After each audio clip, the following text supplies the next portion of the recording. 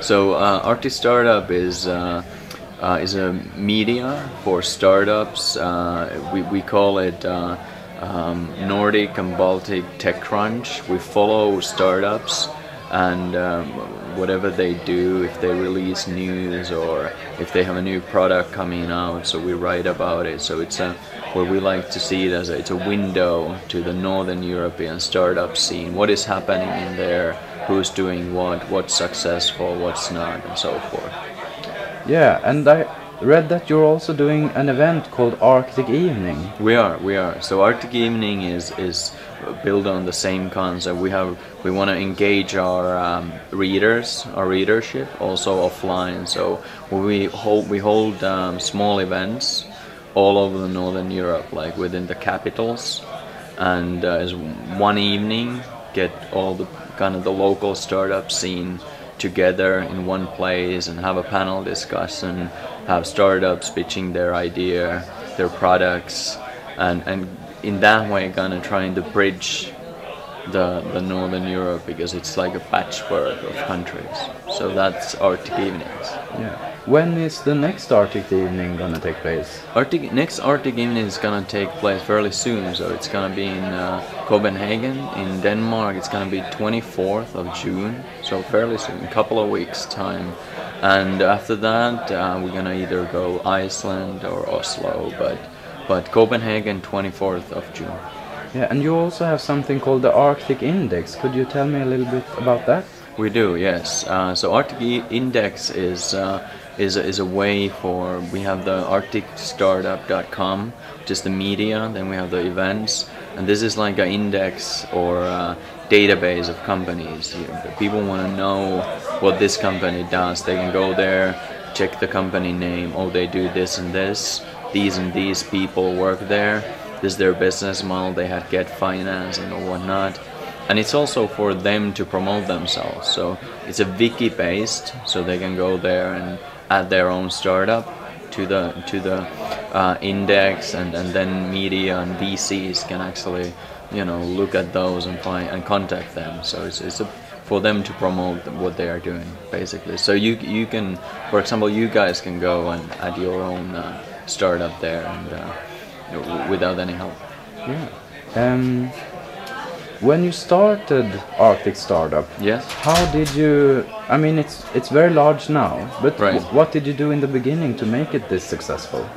What we did in the beginning there's right now there's 4 guys, and Paula in Sweden and Päivi in Finland, who's writing about clean tech, and we're at the same. We're looking for more writers, so in different countries, Oslo, or Norway in general, Denmark, and we started out. It was 3 of us at the beginning, and I came to Finland. There was not much happening in the space, and I've been always interested in running my own projects, building stuff, so creating new.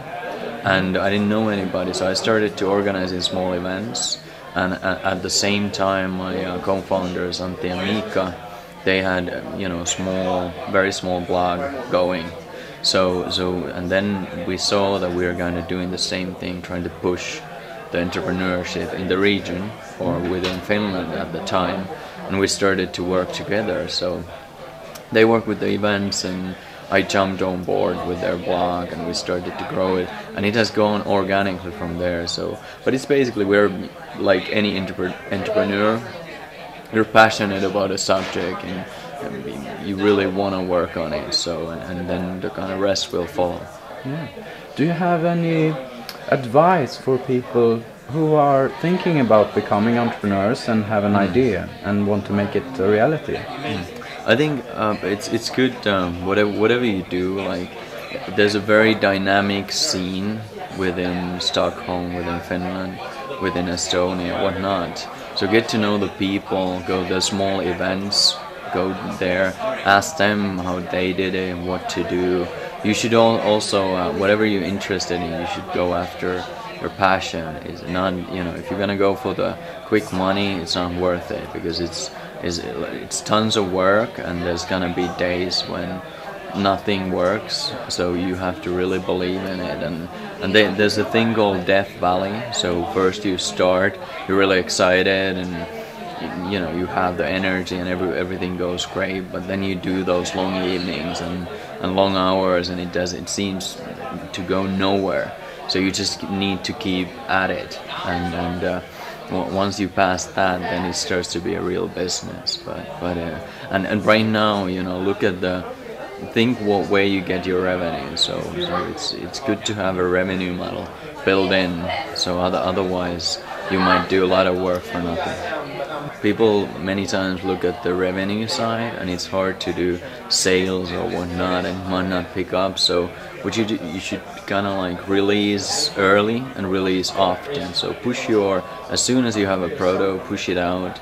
If you do online products, there's a saying that if it's not buggy, you've been waiting too long. So you should push it out right away, get the response from the market, so you can iterate in a right direction, so you get the right product. So it's do that very early on, and also don't only look at the revenue side, look at the cost side. So go cheap. So it might be rough.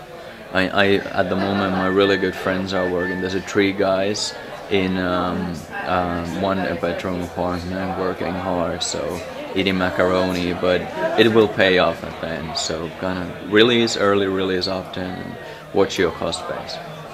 Yeah, thank you. That's great advice. Thanks. Yeah, thank you.